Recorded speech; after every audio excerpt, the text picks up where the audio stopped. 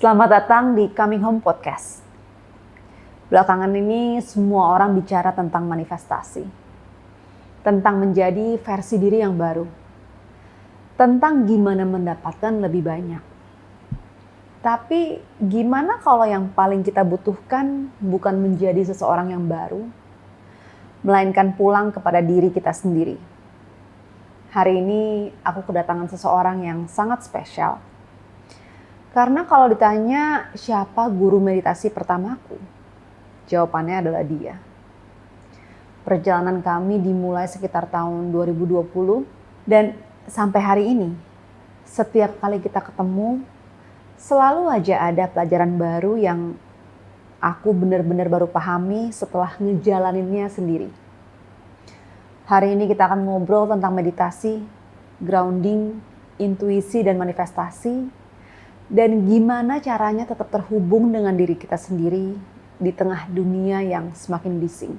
Hari ini aku kedatangan tamu yang sangat spesial, guru meditasi pertamaku. Welcome, Pishi. Hai, terima kasih. Hai Pishi. Halo, Ren. Ini tuh podcast kedua kita ya. Benar. Yang pertama tuh kan di rumah masih, Iya. di studio ala-alaku. Iya. Dan hari ini kita di studio baru. Luar biasa. Tangan dulu buat dan timnya. Thank you. Luar biasa. Oke. Terus aku tuh mau flashback lagi ke zaman dulu kita pertama kali ketemu. Benar. 2019 ya. Benar. Waktu itu kan aku datang tuh sebenarnya buat mamaku ya. Benar. Dimana mamaku tuh lagi ada anxiety and depression, suka lupa, dan aku pikir, wah gila dementia nih gitu. Padahal setelah cek bukan, dan ada yang namanya brain fog. Dan sejak kita ke Pishi, aku inget banget tuh sih, aku setiap minggu sekali ya ke kamu ya, udah bawa nyokap sekali. Aku sendiri juga akhirnya ke Pishi karena aku nggak bisa ajak mamaku melakukan sesuatu yang aku nggak ngerti itu apa gitu. Jadi aku sendiri belajar ke Pishi, mama juga ke Pishi, dan amazing banget dengan rutin meditasi, mamaku bisa mengurangi dosis obat. Yes. Nah, mungkin teman-teman di sini ada yang baru dengan meditasi dan mikir meditasi itu apa? Emang iya bisa dengan hanya meditasi atau mengatur nafas? Atau aku ingat banget di awal-awal diminta Pishi untuk jalan di rumput karena aku sangat tidak grounded. Itu bisa mengubah tubuh loh dan otak. Nah itu sebenarnya what's going on? Sebenarnya itu apa yang terjadi? Jadi meditasi itu singkatnya, sederhananya kita mengatur pikiran kita, mengatur atau menata. Sebenarnya bukan mengatur ya, menata pikiran kita. Jadi pikiran itu sebenarnya sangat mempengaruhi keseluruhan kesehatan tubuh kita. Jadi banyak yang orang mengalami sakit gitu ya, baik itu fisik, baik itu hati, pikiran, itu akhirnya ke meditasi. Karena dalam meditasi kita belajar bagaimana mengenali diri kita sendiri. Yang tadinya mungkin kita nggak sadar gitu ya kalau tiba-tiba kok tubuh aku sakit gitu ya. Nah pastinya kan cek, paling sering itu ke dokter gitu ya. Dokter dicek, oh hasil darahnya bagus, nggak ada masalah, nggak ada lain-lain. Biasanya dokter bertanya, lagi ada masalah nggak, banyak pikiran nggak, stres apa enggak gitu ya, kan lebih ke arah situ. Karena stres itu juga pemicu banyak penyakit yang lainnya gitu ya. Nah di meditasi sebenarnya salah satu cara untuk manajemen stres itu sendiri. Bagaimana kita memilah pikiran kita supaya bisa membantu tubuh kita lebih sehat gitu. Jadi misalnya banyak pikiran, stres, tekanan dan lain-lain, dibantu dengan meditasi untuk dirilis, dilepaskan. Jadi meditasi kita menggunakan nafas, tekniknya merem, relax, atur nafas untuk merilis dan memperlambat pikiran kita yang tadinya mungkin cepat, terus stres, terus overthinking, anxiety gitu. Jadi dengan pikiran yang lebih rileks sehingga tubuhnya akan meningkat. Kalau stres itu turun, jadi banyak penelitiannya kalau stres itu turun, imun kita pasti naik. Ya kan? Yes. Kalau stres turun, imun naik. Kalau stresnya naik, imunnya turun. Jadi itu yang paling sederhana ya. Iya. Jadi kalau imunnya naik, pasti kan dia bisa membantu melawan penyakit-penyakit di tubuh kita gitu ya. Dari yang paling sederhana sampai yang paling berat gitu ya sakitnya. Jadi paling sederhana seperti itu. Dengan meditasi membantu imun kita naik lagi, pikiran lebih bisa kurang stresnya atau bahkan hilang stresnya, sehingga lebih sehat gitu kurang lebih. Tapi seringnya ketika orang ditanya, kamu stres ya? Orang tuh pasti jawabnya, enggak, gue tuh gak stres gitu kan. Nah terus Bener. gimana caranya orang tuh sadar sebenarnya tuh kita nggak ngejudge, tapi sebenarnya apa sih ketika misalkan aku gitu, aku ngerasa aku nggak stres, tapi apa yang bisa kita acu supaya sebenarnya jangan-jangan gue stres gitu. Iya. Kalau di meditasi sebenarnya kita kan diminta untuk duduk berdiam diri, memejamkan mata. Dari situ aja sebenarnya bisa kelihatan. Kadang kalau kita baru pertama kali meditasi duduk udah gak nyaman, gerak-gerak. Nggak bisa Duduknya, tuh. ya gerak-gerak. Terus atau enggak matanya tuh deg-deg gitu. Itu sering aku lihat untuk orang-orang yang baru mulai meditasi, matanya nggak bisa rileks, mejam, Gitu. pejamkan mata saja. Enggak, pasti matanya deg-deg getar gitu. Terus goyang-goyang, ngintip-ngintip gitu ya, udah nggak nyaman. Itu sebenarnya salah satu tanda kita lagi dalam kondisi stres atau lagi ada pikiran atau lagi ada masalah atau pikirannya lagi banyak gitu ya. Yes. Jadi kita lagi alert tuh. Iya, alert, sistem syarafnya kita simpatetik. Jadi benar-benar lagi fight or flight, lagi survival, lagi mau kayak berantem gitu ya. Jadi kalau orang zaman dulu nih, kita leluhur kita zaman dulu, kalau ada macan dia kan kaget, takut, lari gitu ya. Nah kalau zaman sekarang orang-orang cuman ada bunyi HP, trining, langsung kayak rasanya ada macan gitu ya, deg-degan, takut, panik, takut siapa yang nelpon gitu, misalnya deg-degan ditelepon bos gitu, atau ditelepon orang tua, atau ditelepon pasangan gitu ya. Benar. Cuma bunyi gitu aja gitu. Jadi itu salah satu tanda bahwa kita itu under stress, di dalam posisi stres. Jadi kalau di meditasi kelihatan tuh. Jadi kalau zaman dulu cuman survivalnya beneran keselamatan kita ya, jadi bener-bener hidup dan mati kan gitu kalau ada macan gitu. Kalau sekarang kan hanya ada misalnya bunyi klakson, kaget, takut, tiba-tiba mati lampu, kaget, takut gitu. Jadi banyak sekali trigger orang masuk ke dalam sistem syaraf yang fight or flight tadi, kayak mau menyelamatkan diri. Nah waktu meditasi itu kelihatan banget badan yang lagi survival itu dia nggak akan bisa duduk tenang, merem, relax. 1 menit coba. Bahkan nggak usah 5 menit, suruh diam 1 menit. Kalau dia benar-benar survival banget, badan itu kelihatan nggak nyaman. Yes. Jadi mungkin di sini teman-teman yang mau ngetes, aku lagi stres apa enggak, atau lagi survival atau enggak, atau panik atau enggak, coba ya. Duduk merem, bisa nggak gitu? Duduk merem, diem aja, bisa nggak gitu? Karena banyak yang bilang ke aku juga, aku nggak cocok meditasi karena aku nggak bisa merem, nggak bisa diem, nggak bisa merem gitu. Padahal justru itu yang menandakan butuh meditasi. Jadi itu sering banget aku dengar, aku tuh nggak deh, buat gue tuh mindfulness jangan deh yang lain atau jangan meditasi. Ternyata memang badan dia belum bisa, dan itu bisa dilatih. Bisa banget dilatih. Aku nggak usah jauh-jauh, aku sendiri mulai meditasi kayak gitu. Jadi merem, panik, kayak apa ya, nggak bisa nafas gitu, rasanya aneh. Dan itu kondisinya aku nggak tahu aku lagi under stress juga sama. Jadi aku nggak tahu aku ada lagi di survival mode gitu, nggak tahu. Jadi pas meditasi panik gitu, rasanya nggak nyaman. Oke.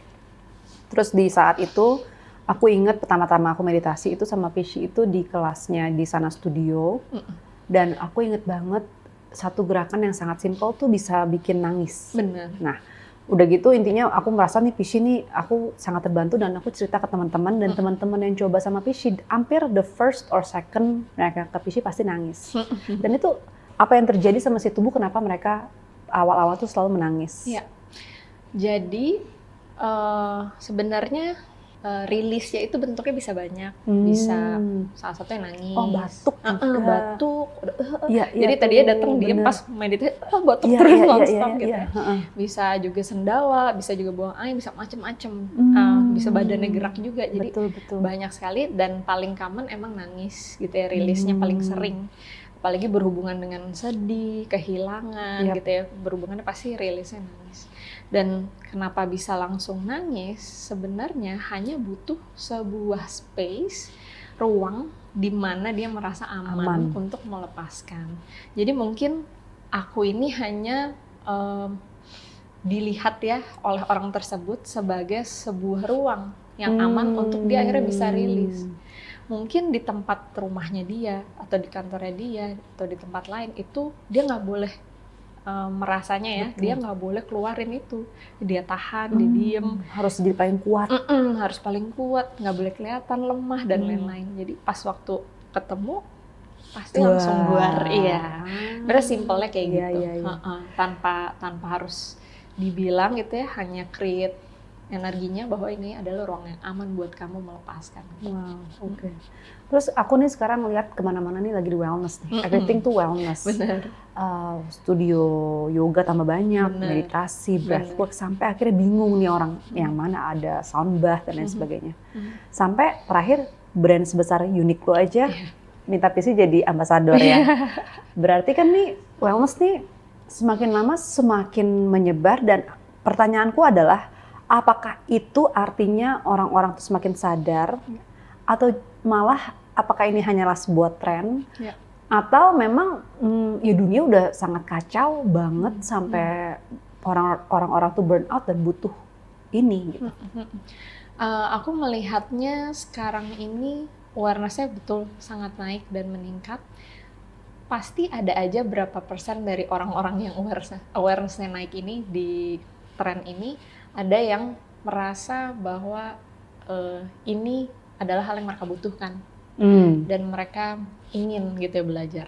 Tapi ada juga berapa persen orang yang mungkin ikut-ikutan gitu ya. Pasti ada gitu ya beberapa persen, ada yang emang merasa butuh dan lain-lain. Tapi secara awareness dunia healing ini sangat meningkat gitu ya. Sangat besar, sangat pesat, banyak guru di mana-mana, dan juga masyarakatnya di Indonesia dan di dunia juga mulai mendukung gitu ya bahwa ini adalah suatu hal yang penting. Kalau dibilang tren atau ikut-ikutan pasti ada aja yang seperti itu. Tapi yang memang benar-benar sungguh-sungguh pasti juga ada. Dan aku yakin ke depannya dunia healing ini menjadi salah satu menurut aku jalan keluar dari kekeosan yang ada sekarang menurut aku ya.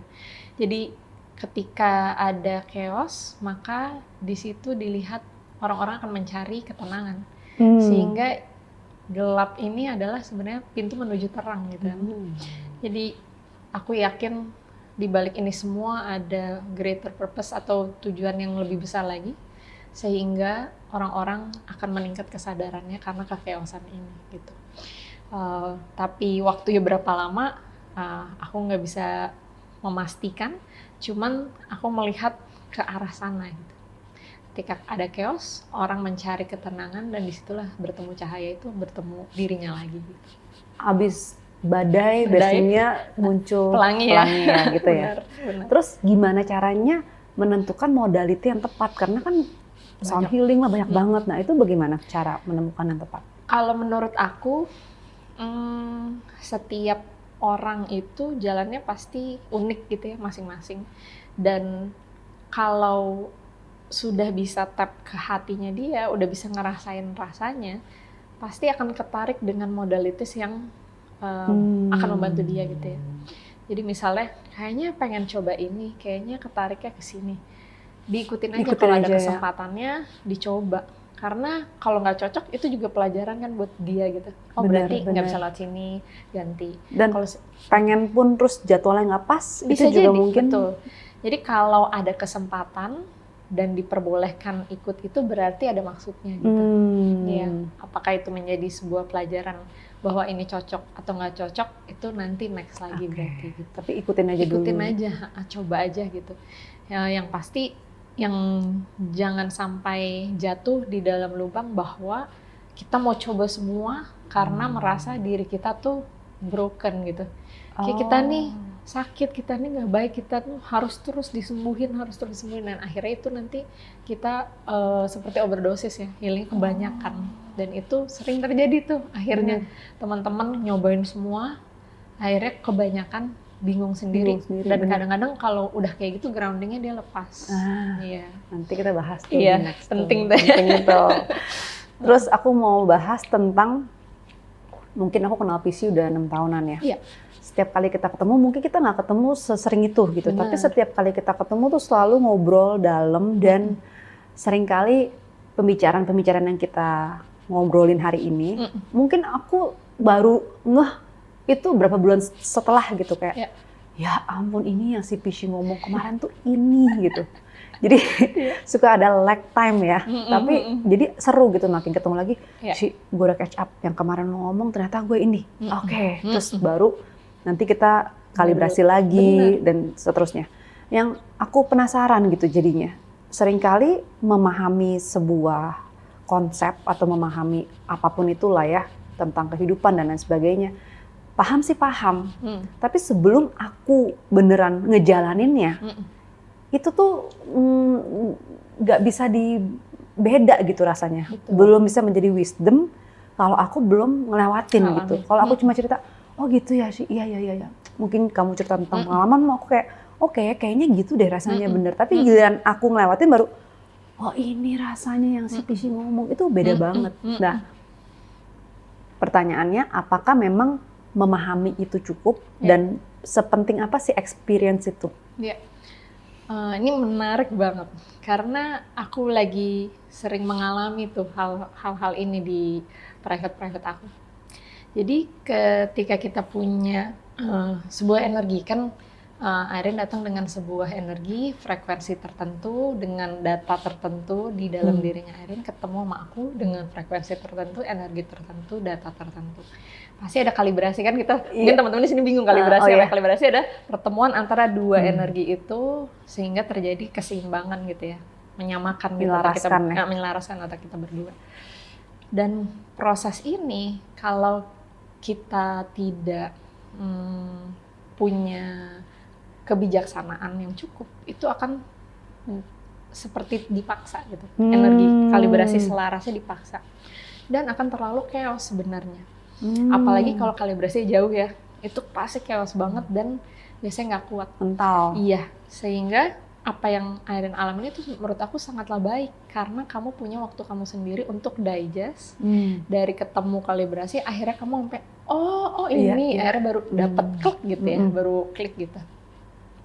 Kalau dipaksakan, pengen gitu ya, pengen nyambung, pengen ini, dan itu akhirnya nggak natural kalibrasinya, akhirnya banyak sekali chaos yang terjadi di hidupnya gitu, karena maksain untuk masuk ke sana.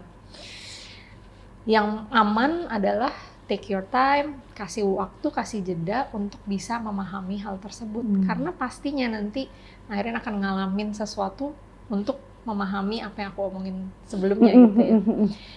Nah, menurut aku itu penting sekali.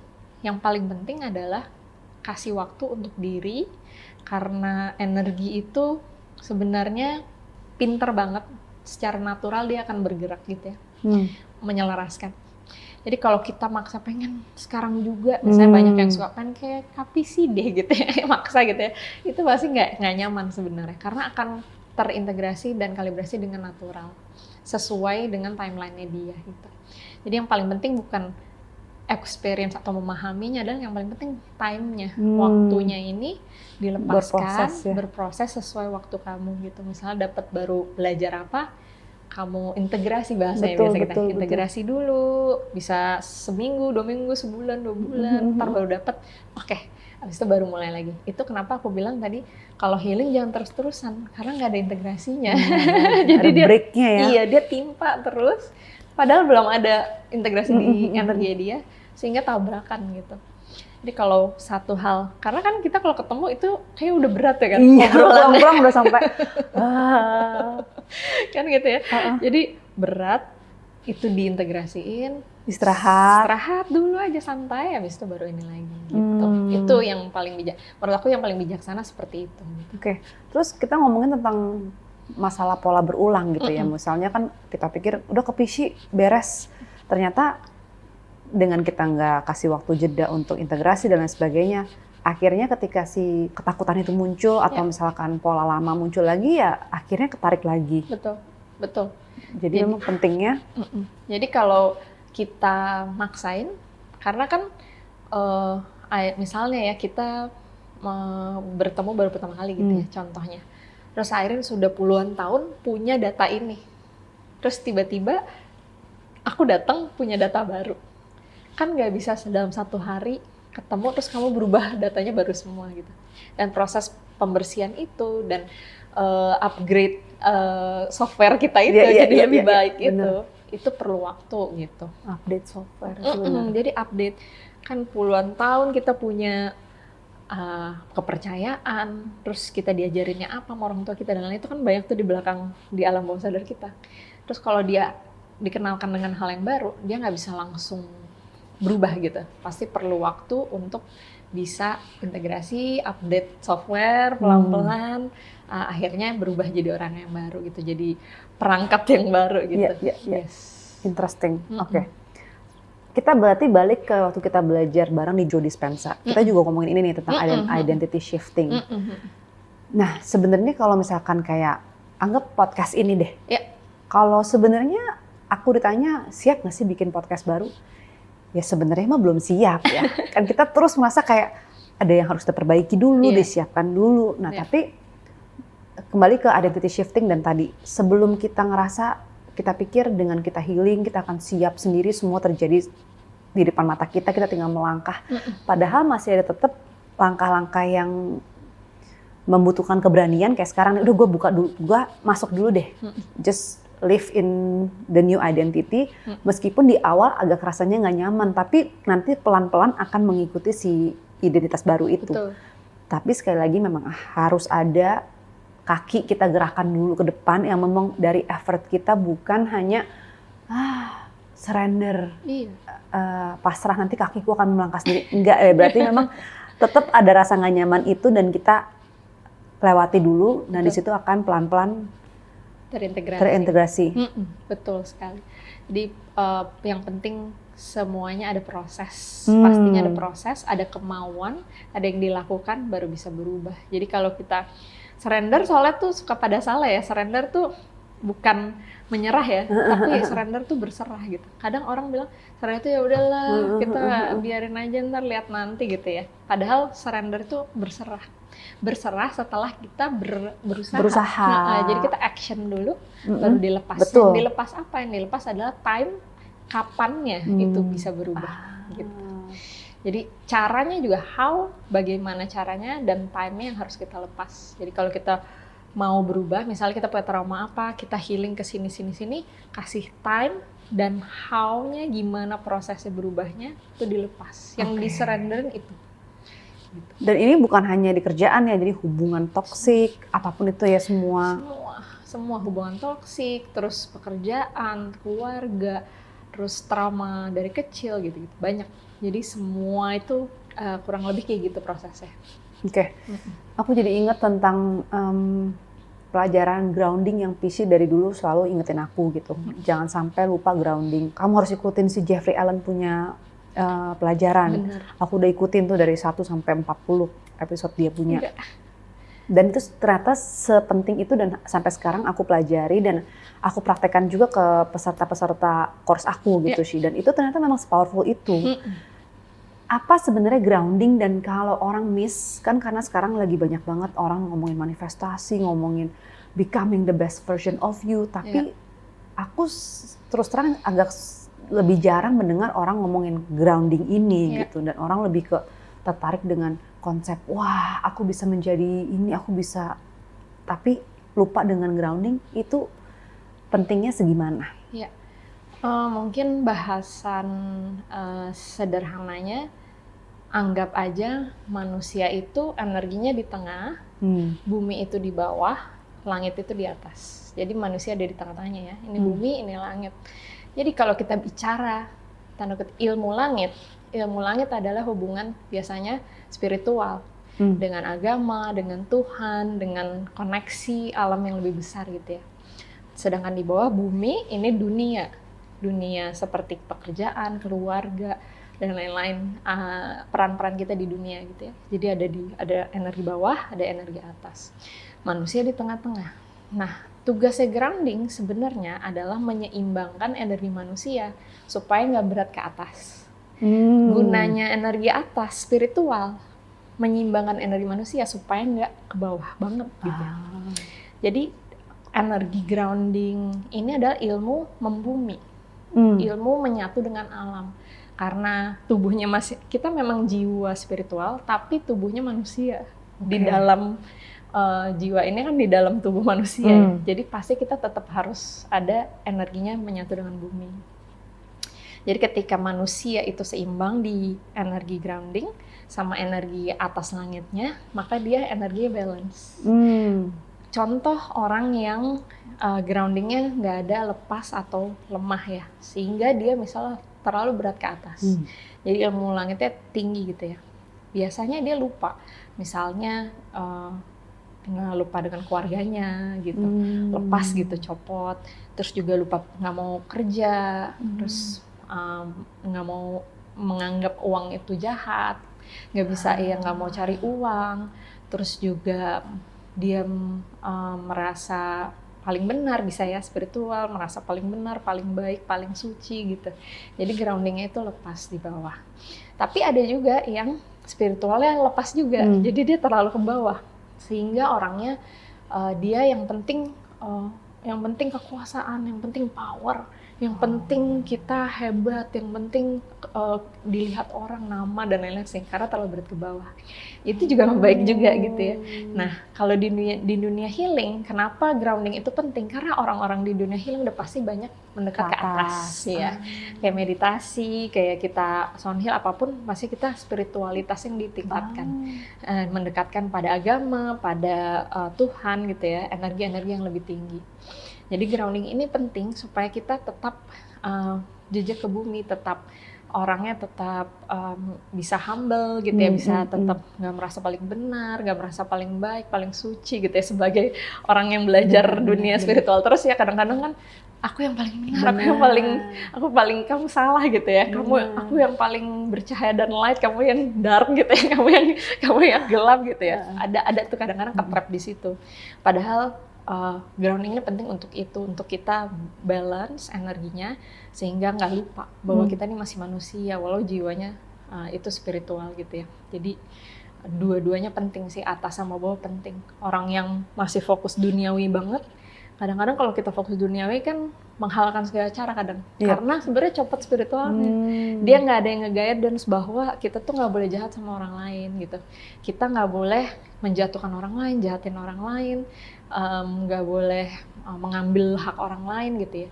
Sehingga spiritualnya ada, tapi groundingnya ada gitu. Kamu pasti bisa ngeliat, oh kalau orang ini lebih berat kemana, orang ini lebih berat kemana, itu kelihatan biasanya.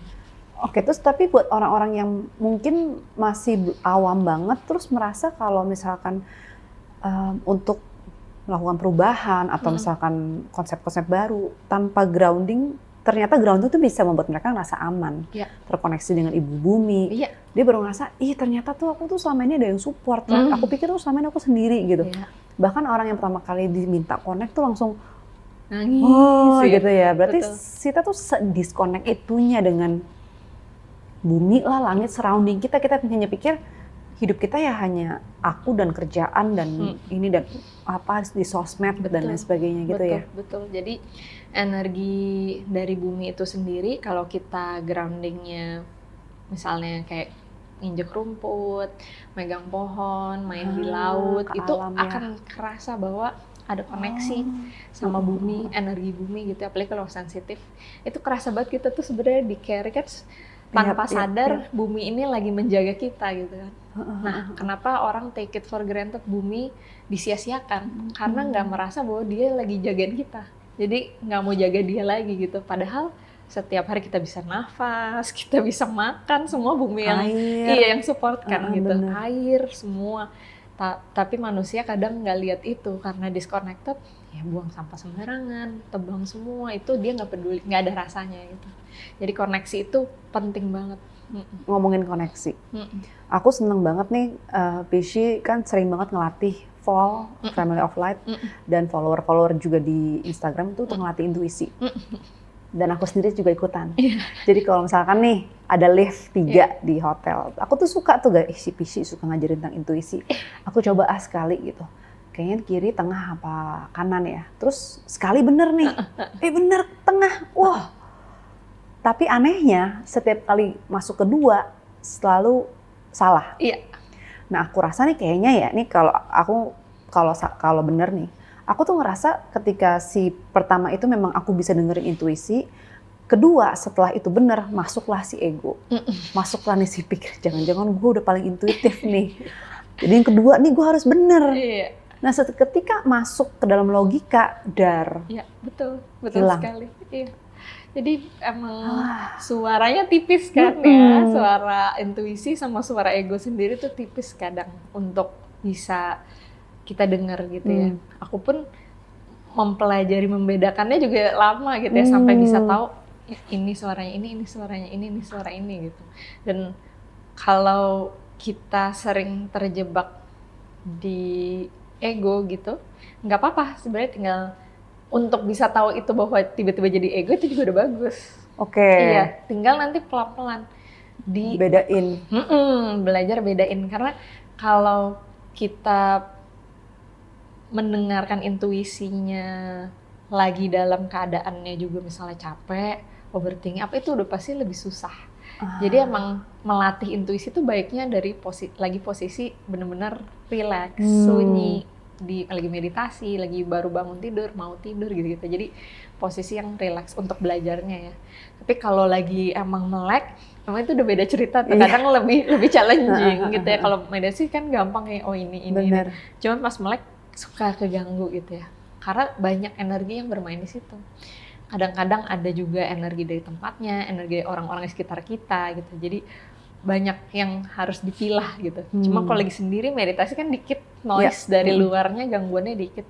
Jadi lebih mudah. Latihannya ditajaminnya di dalam, kalau aku ya meditasi gitu.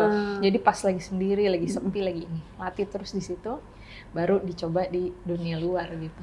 Dan orang kira tuh ngeliat Pishi, itu kan si Pishi bisa, ya kan dia kan memang apalah, emang the chosen one atau yang terpilih dan lain sebagainya. Pishi mah beda karena dia guru.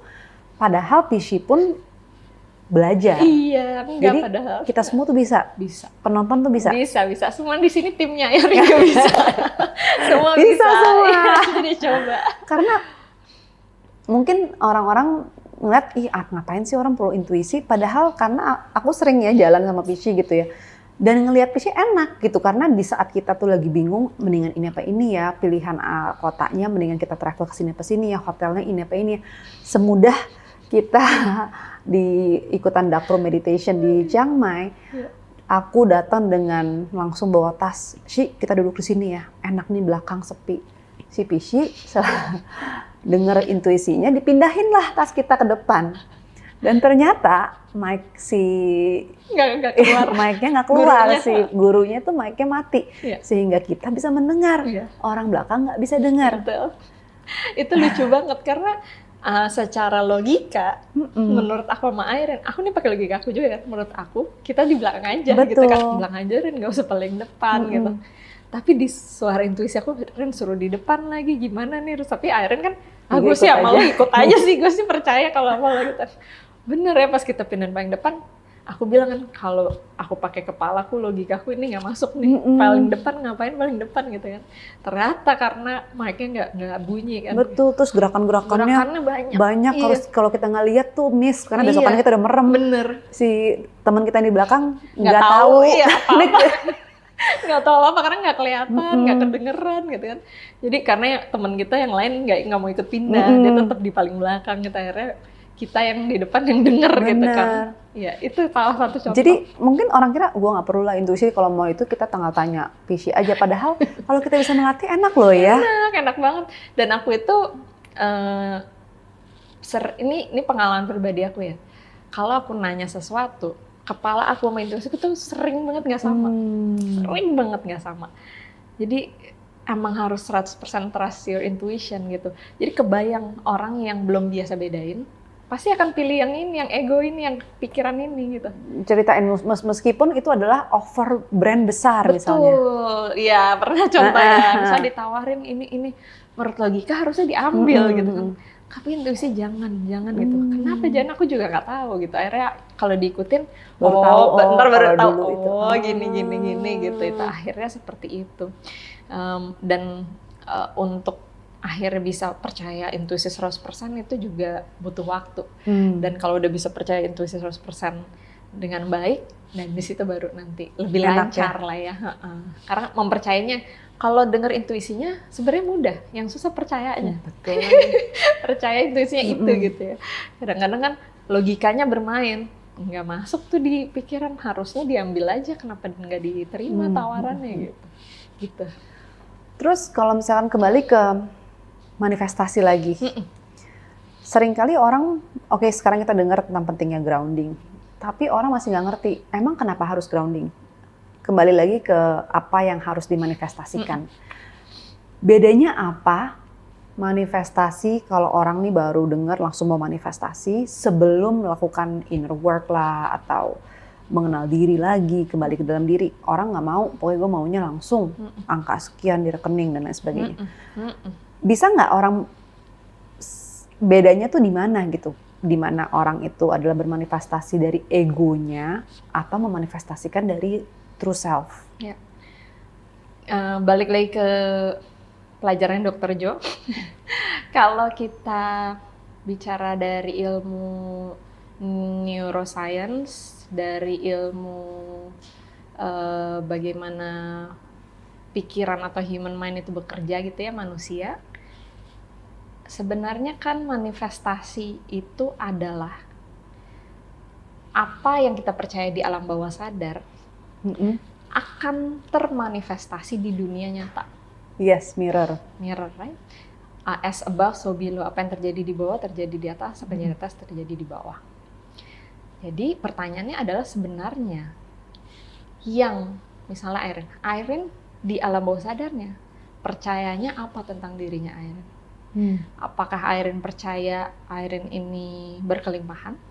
Atau Irene merasa hidup itu susah, dapat uang tuh susah, harus kerja keras?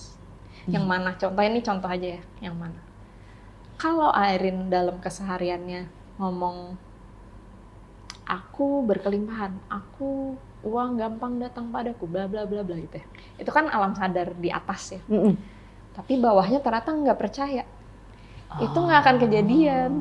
Karena yang bisa manifest itu adalah alam bawah sadar kita. Ya kan di ilmu dokter juga kayak gitu juga ya. Bawah.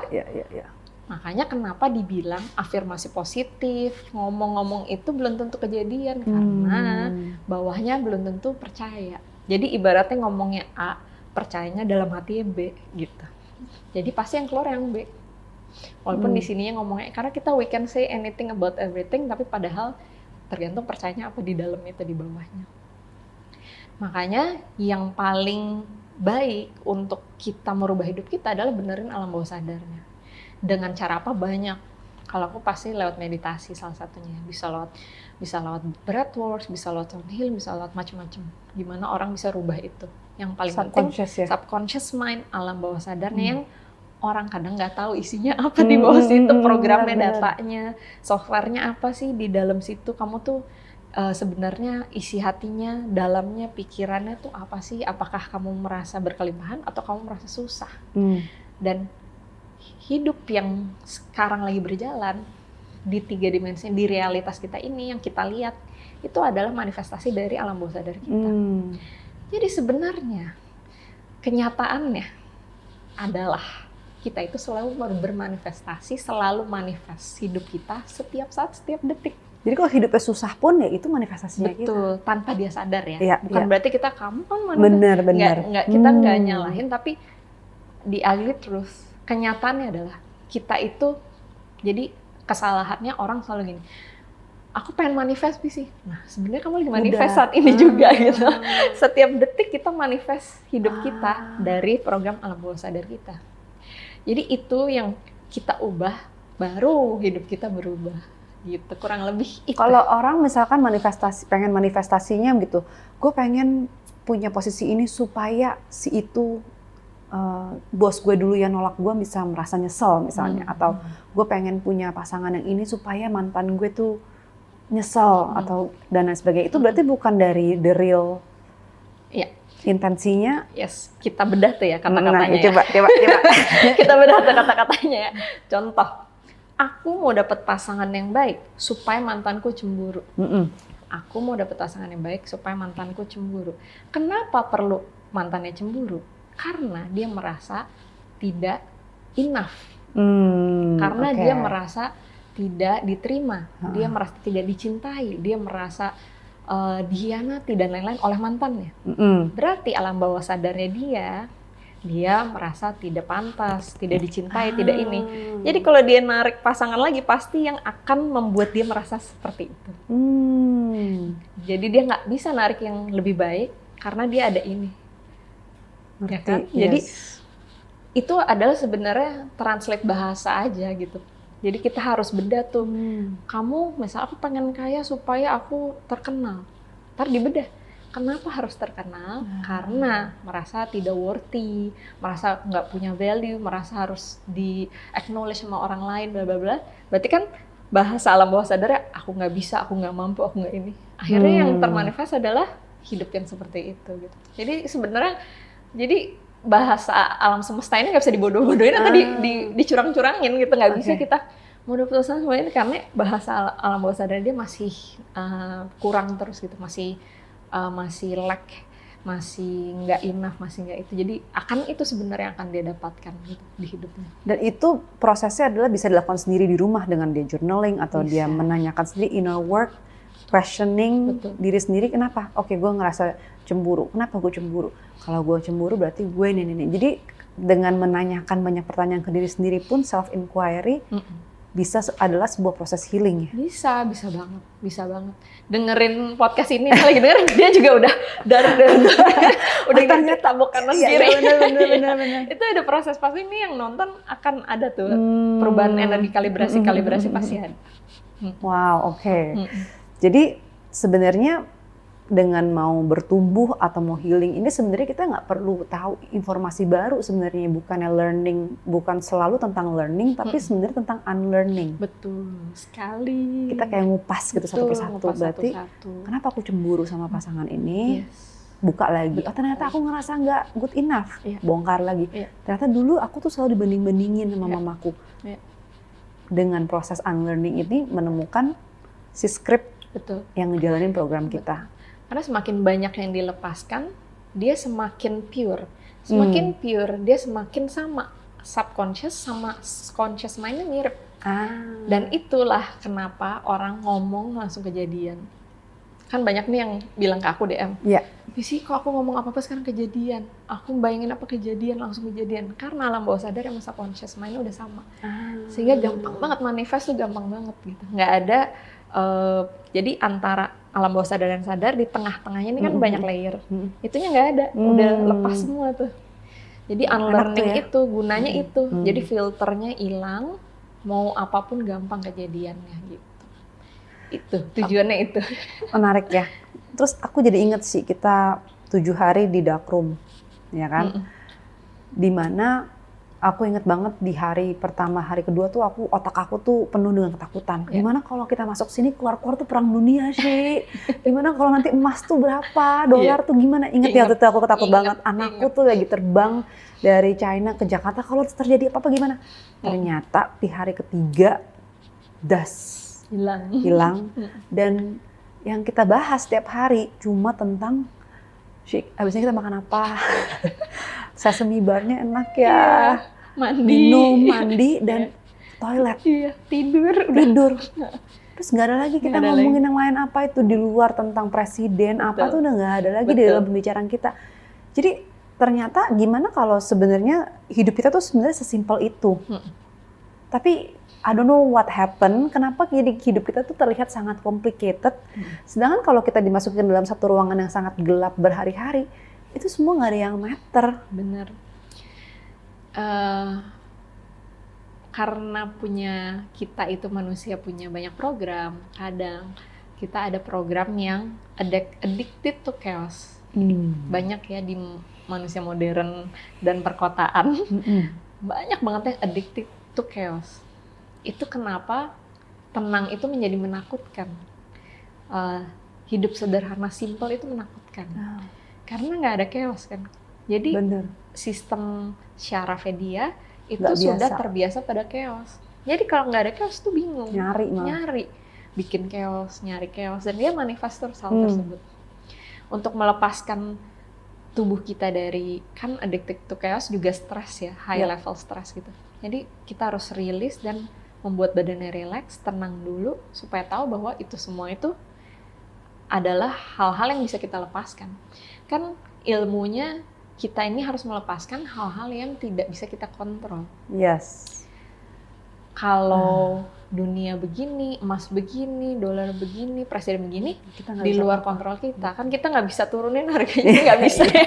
Kita siapa gitu ya, kita nggak bisa.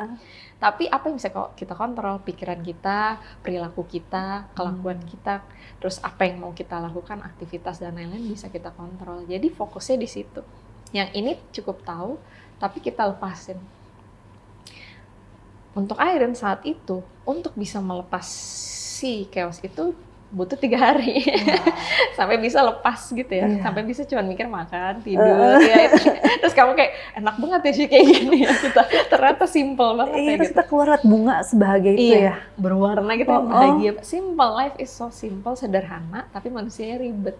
Kitanya addicted to chaos, sehingga kalau nggak ada chaos tuh aneh. Kok nggak ada apa-apa nih, aneh nih gitu. Banyak orang kayak gitu juga, kok nggak biasa gitu ya.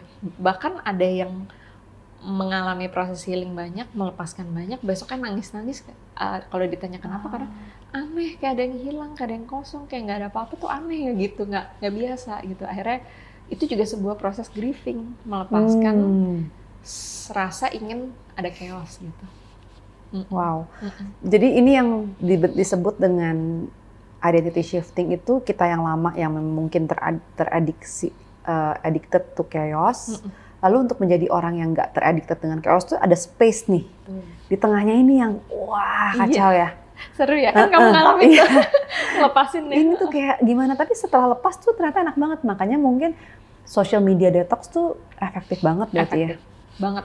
Terutama yang untuk orang-orang yang pikirannya nggak bisa berhenti, lebih baik social media detox itu dulu. deh. Karena banyak yang udah kirim testimoni gitu ya. Kalau social media detox sangat membantu otaknya, pikirannya supaya lebih tenang dan rileks, karena terlalu banyak berita kan di situ, berita semuanya. Kalau di TCM itu, di traditional Chinese medicine, kita percaya bahwa hal-hal berita, film kayak horor yang nakut-nakutin dan lain-lain itu sebaiknya dihindari. Iya sih, benar. Karena itu membuat energi kita chaos, jantung kita nggak berirama dengan baik dan lain-lain. Kalau jantung yang nggak baik, jantung kan king of organ, jadi semua itu diatur sama jantung. Jadi nggak baik udah ke semuanya.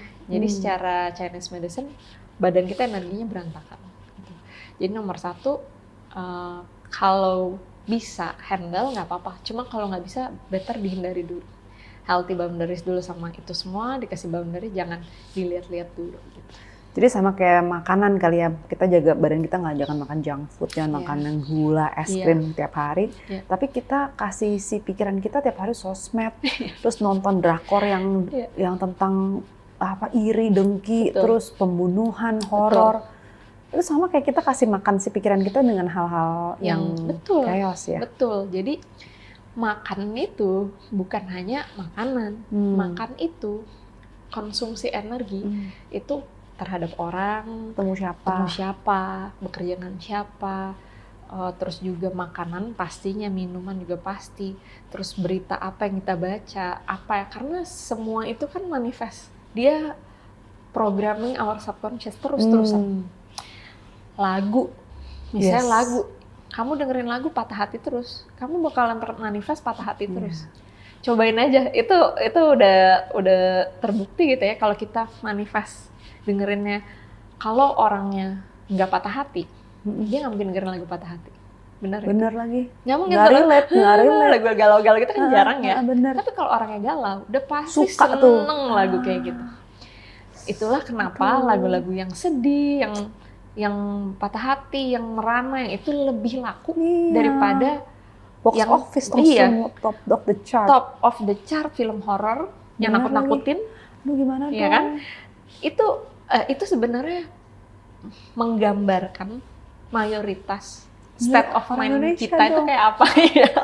Horor selalu kalau beritanya negatif rame, kalau beritanya positif dinyinyirin, kalau beritanya baik gitu ya, nggak percaya, masa sih ini dan lain-lain. Flexing loh. Betul. Jadi itu sebenarnya kan menggambarkan keadaan pikiran, pola pikir kita tuh seperti apa gitu. Dimana aku juga sempat bilang juga sama di keluargaku ya gitu. Contoh, rumah sakit. Rumah itu isinya orang sakit. Cuma kalau diganti namanya rumah sehat. Isinya orangnya sehat apa enggak? Sepi kan? Kan bener. Pasti sepi. Dari orang sakit masuk rumah sakit, dimanifest sakit. Kamu orang sakit, kamu sakit. Ya kan? Aduh. Tapi kalau rumah sehat, dia masuk situ, habis itu jadi sehat gitu. Pasti menurun tuh, jarang yang masuk situ. Jadi kesadaran ini penting banget ya, kita semua nih ngebayanginnya tuh lagi dalam program gitu. Bayangin robot yang ada mereka jalan tanpa sadar gitu, zombie gitu. Betul, karena ini yang kita omongin nih penting banget nih Ren, untuk disebarkan seluas-luasnya. Karena kesadaran bahwa kita nih sebenarnya lagi diprogram selama 24 jam. Lewat sosial media, lewat berita, lewat lagu, lewat YouTube, lewat TikTok, lewat Instagram, semua ke alam bawah sadar kita. Makanya si alam bawah sadar ini harus disayang-sayang. Jangan dimasukin hal-hal yang nggak bagus gitu ya. Karena itu akan termanifest. Precious gitu ya, jadi benar-benar harus disaring. Iya, kita jaga baik-baik, kita sayang-sayang supaya dia nggak termanifest di hidup kita gitu. Jadi kalau udah punya kesadaran terhadap itu, maka kita akan semakin selektif terhadap hal-hal yang masuk ke dalam diri kita. Makan tadi ya, konsumsi apapun di hidup kita lebih baik lagi. Ini menarik banget karena aku jadi keinget loh, aku pernah ikutan Dragonfly, itu ada satu yang di Bangkok yang aku cerita sama kamu. Itu Yuval Harari, penulisnya Sapiens, dia ngomong tentang AI. Lalu aku inget banget ada orang penanya, dia angkat tangan, terus dia bilang, gimana caranya hidup mendapatkan kebahagiaan ketika semuanya tuh gampang banget informasi didapat. Lalu dia malah jawabannya begini, tunggu bentar. Menurut kamu gampang, justru dengan adanya AI semuanya akan menjadi sulit. Kamu nggak tahu yang mana yang asli apa mana yang benar. Semua itu semudah itu dibuat, jadi kamu nggak tahu yang mana yang asli mana yang enggak. Dan mungkin disinilah kuncinya adalah kesadaran ini. Betul Dimana kalau kita sadar, kita intuisinya muncul, bisa mendengar suara hati, itu bisa ngebantu kita untuk tahu ini yang kayaknya ini nggak benar, ini yang real adalah ini yang nggak real. Ya, itu kira-kira gitu. Betul sekali. Jadi sebelum before AI saja orang tuh masih bingung atau bahkan nggak sadar kalau lagi diprogram. Betul. Apalagi setelah AI semakin sulit lagi mana yang benar mana yang salah gitu ya. Bisa jadi nggak tahu ya di masa depan Airin ada bentuk AI-nya sehingga orang nggak tahu ini Airin apa bukan ya gitu ya. Dan kesadaran yang sangat tinggi itulah nantinya akan bisa membantu ya kita untuk menentukan subconscious mind kita gitu ya, mau kemana, bagaimana hidupnya, semuanya dibentuk dari situ. Kalau kita tidak sadar dari sekarang, belum punya kesadaran, itu akan semakin sulit gitu ya. Aku kasih contoh paling gampang. Misalnya di ruangan ini aku sebar nih di ruangan ini, baik kecil baik besar angka 1 di mana-mana gitu ya. Habis itu sampai luar, aku nanya sama kamu, ada 3 angka, Ren mau pilih angka 1, 2, apa 3?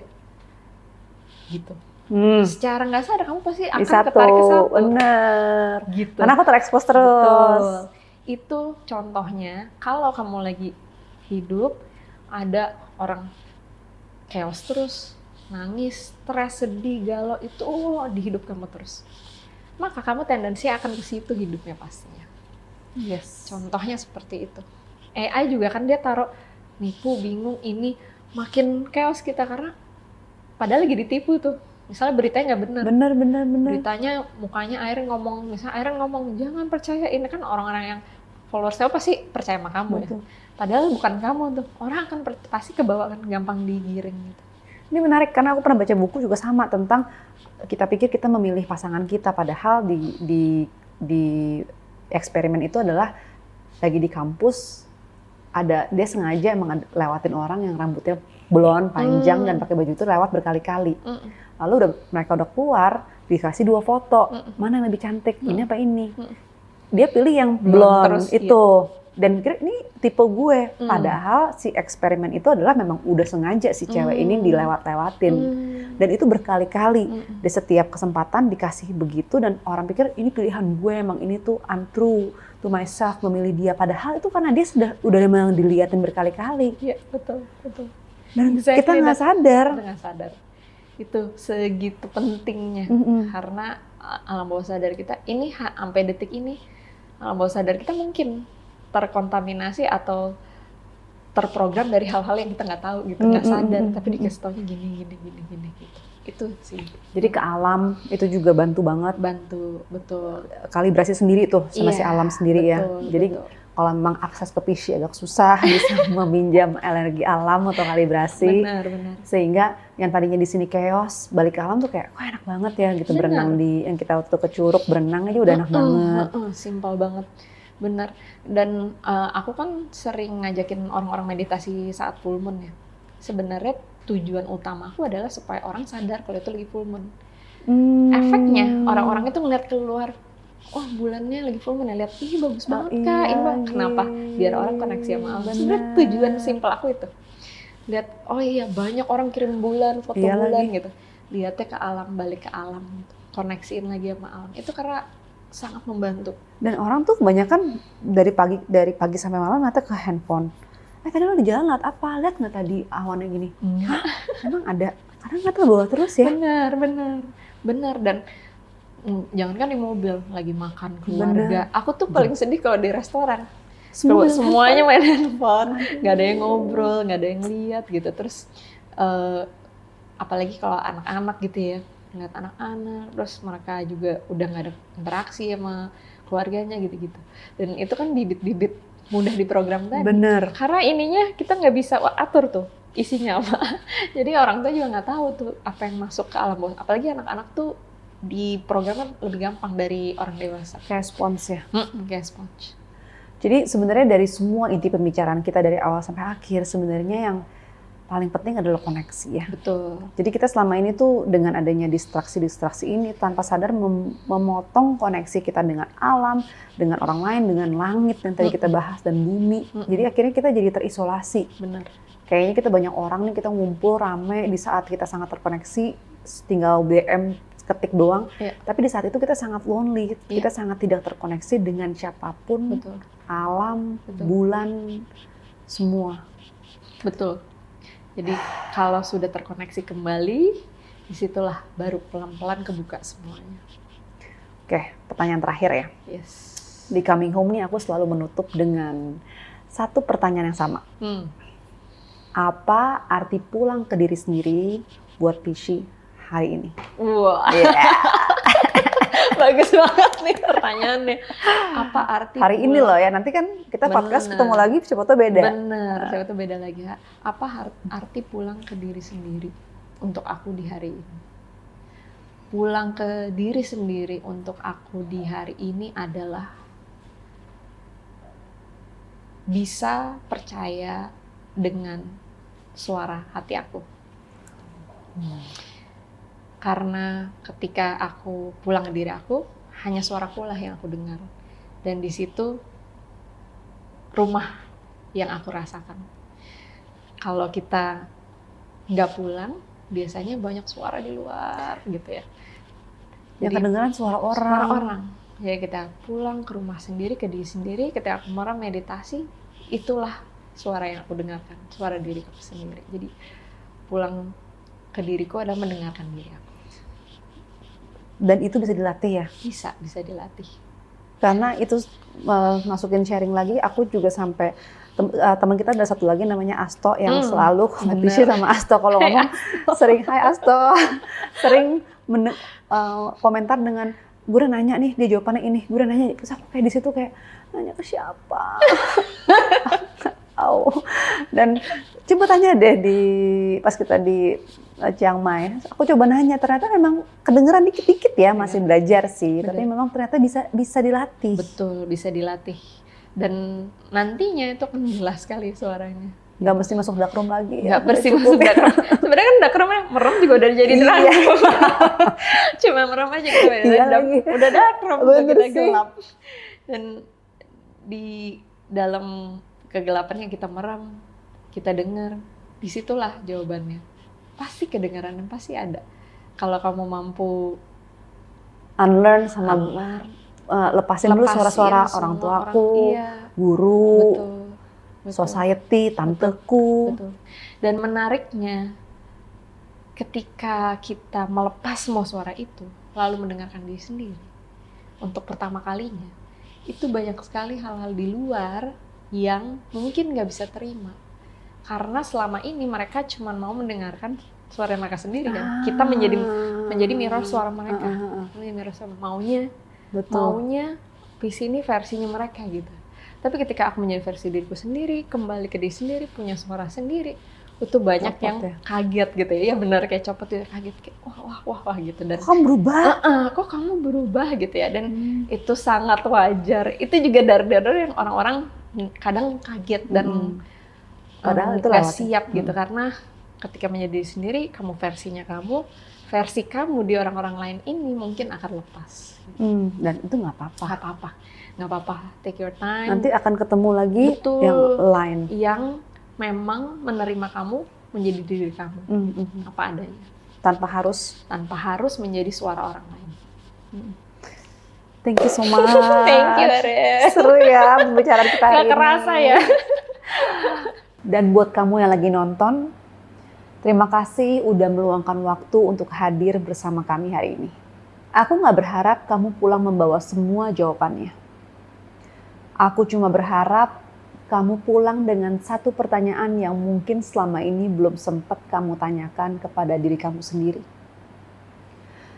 Apakah aku sedang mengejar apa yang benar-benar aku inginkan?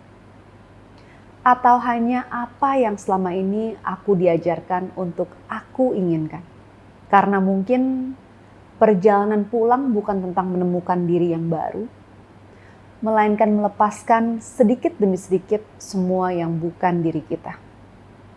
Sampai akhirnya yang tersisa adalah diri kamu yang paling otentik. Terima kasih udah menjadi bagian dari Coming Home Podcast.